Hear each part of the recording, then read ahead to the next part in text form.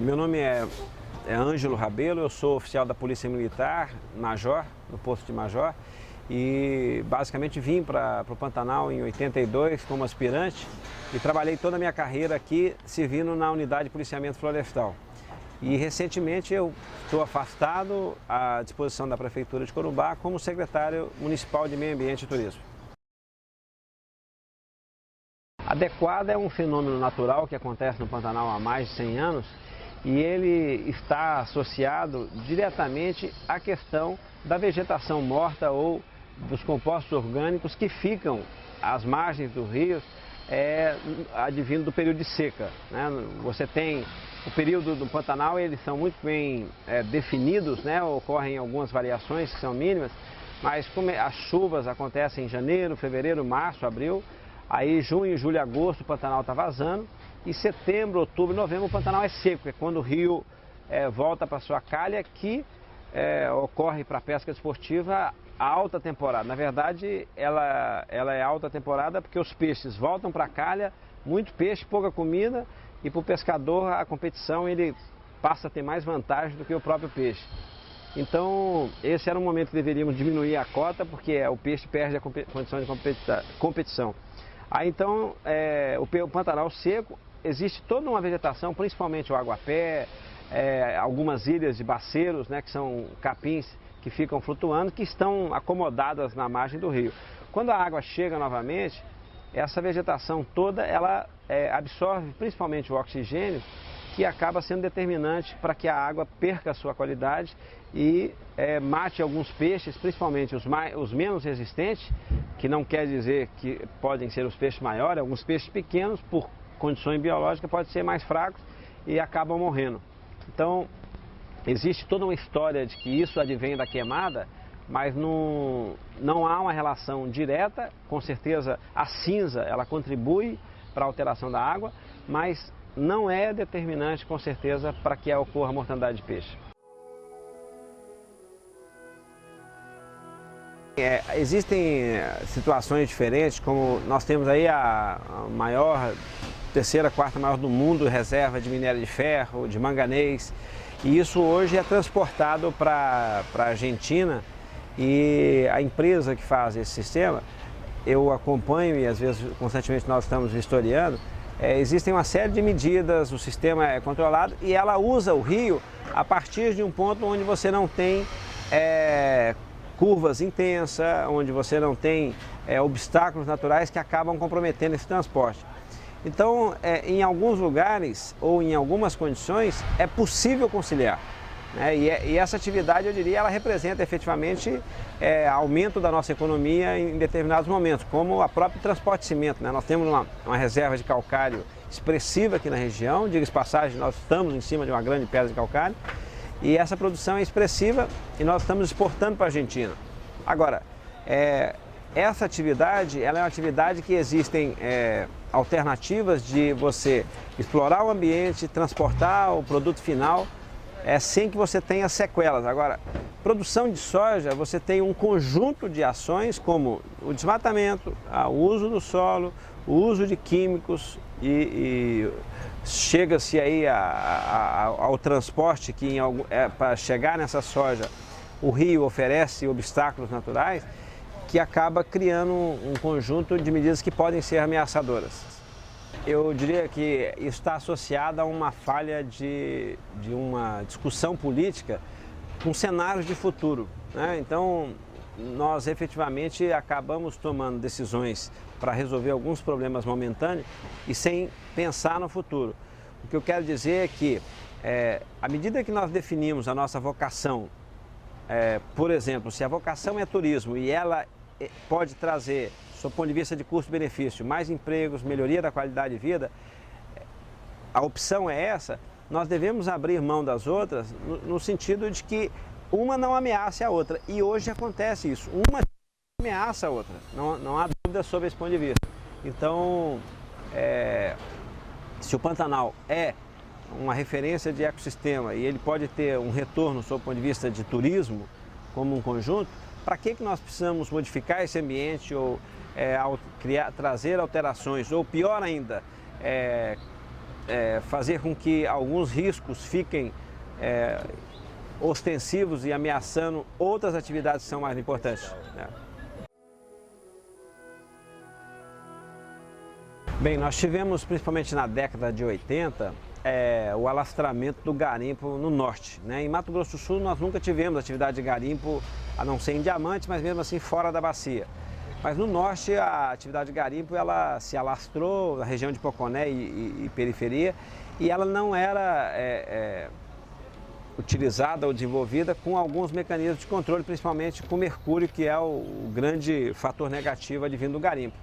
E o volume dessa atividade, o volume particularmente de garimpo jogado no rio, começou a ser percebido e detectado em algumas espécies, e já, eu me lembro, 88, 89, alguns peixes capturados na região de Porto Esperança, abaixo de Corumbá, já apresentavam alguns vestígios de mercúrio.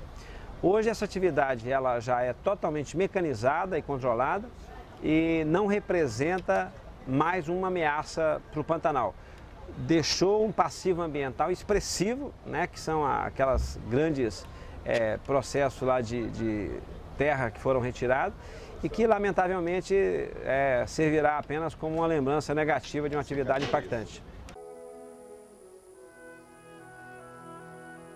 Bem, na verdade a gente não pode falar se a hidrovia se ela existia ou não, porque hoje ela já existe, né? Você tem uma navegação transportando minério, transportando cimento, transportando soja que sai da Bolívia via Canal do Tamengo e também alguma produção que desce do norte. Então, eu diria que à medida que esse processo se tornar numa quantidade muito grande, esse ambiente vai sofrer perturbações, né? Existem todas algumas medidas que são, como por exemplo, readequação das embarcações à calha do rio, medidas que na verdade vão minimizar o impacto, mas não vão deixar de representar uma ameaça. E a minha preocupação maior nesse processo é que em alguns momentos percebe-se que o interesse comercial de usar a via é muito maior do que qualquer outro. Então, alguns riscos navegam ou flutuam aí, como quantidades excessivas de combustível, como estoques de combustível num volume expressivo na margem dos rios, sem que haja medidas que possam efetivamente estar sendo adotadas para garantir que a gente não corra nenhum acidente, né? Esses acidentes aconteceram no Alasca, agora no Rio de Janeiro.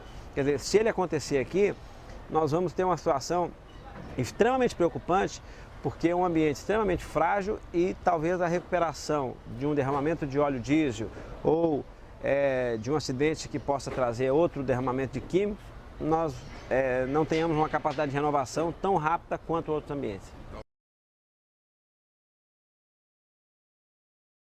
Bem, nós temos um sistema de monitoramento do Pantanal que ele dá uma precisão aí, de informações dos últimos 5 anos, que todo peixe para sair do Pantanal ele é vistoriado e lacrado numa unidade da Polícia Florestal. Quer dizer, o que sai ou o que é consumido na cidade periférica Pantanal deve chegar em torno aí de 25%. Mas esses números são alguma coisa como, nos últimos 2, 3 anos, de 1.200 toneladas ano são retiradas do Pantanal. Dessas 1.200 toneladas, aproximadamente 80% é retirado pela pesca desportiva e 20% da pesca comercial. E é fácil entender isso porque nos últimos 10 anos a estrutura de pesca esportiva ela cresceu muito. E à medida que esse ambiente teve essa ocupação da pesca esportiva, a pesca comercial, que precisa de um ambiente tranquilo, o fator distância que aumentou muito, ela vem se inviabilizando. E a prova é que aqui em Corumbá, a cooperativa de pesca, o frigorífico de pesca já estão fechados e falidos porque perderam condições de competir com a pesca esportiva. Você tem esse conflito que é a questão ambiental e a própria questão da pressão em cima da atividade econômica. Para você ter uma ideia, e aí eu vou exemplificar com a proposta que nós encaminhamos para a Câmara Municipal, que foi de limitar em 70 embarcações aqui o município de Corumbá a nível de licenciar para pesca desportiva. E isso, o que nós quisemos, a proposta, a ideia era basicamente que nós pudéssemos ter algum mecanismo de controle, uma reserva de mercado para quem já está aqui e ao mesmo tempo evitar um número muito maior de embarcações que comece efetivamente a se transformar no impacto.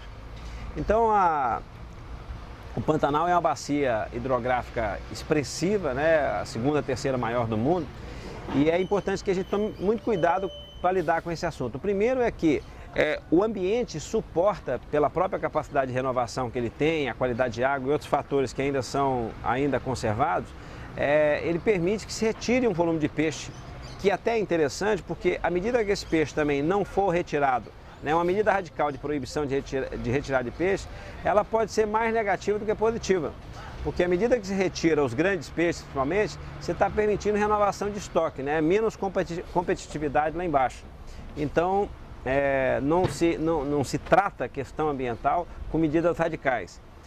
A retirada ela tem que ser justamente compatível com a capacidade de produção desse ambiente. Agora, eu diria que muito mais ameaçador do que a pesca desportiva, que eu acho que ela pode muito bem sobreviver, outros fatores que podem ser determinantes para comprometer os estoques, como perda da qualidade de água, assoreamento, como algum derramamento químico, ou a própria destruição de mata ciliar. Se tratarmos isoladamente como diminuir estoque, diminuir a cota do pescador profissional, do pescador turista, ou radicalizar e não adotarmos essas outras medidas paralelas, isso pode não significar nada perto de um equilíbrio. Com certeza, nós podemos conviver a atividade de pesca desportiva e permitindo a retirada, o embarque de peixe, lógico que em condições ou quantidades menores, dentro de um conjunto de medidas, né? Tratar isso de maneira isolada e punir o empresário, né, que vai perder o seu cliente, ou achar que o turista que vem aqui leva o peixe e não traz divisa, é falta de informações, né? É um discurso pouco atualizado e que não é sensato do ponto de vista de tratar o ambiente, né? O que normalmente acontece é quando essas discussões ocorrem, muitas vezes acaba sendo conduzido de maneira só política e desconsidera as questões ambientais que podem justamente e devem conviver sob o ponto de vista de equilíbrio.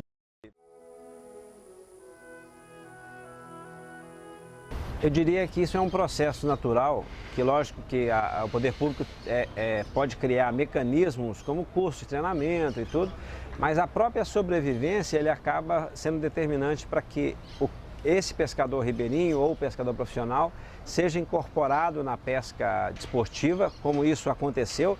Até volta um pouco mais atrás, que a gente trabalhou nesse momento Pantanal, que foi a caça ao jacaré, né? Inúmeros coreiros hoje trabalham na pesca desportiva como piloteiros, conhecem mais do que ninguém o campo.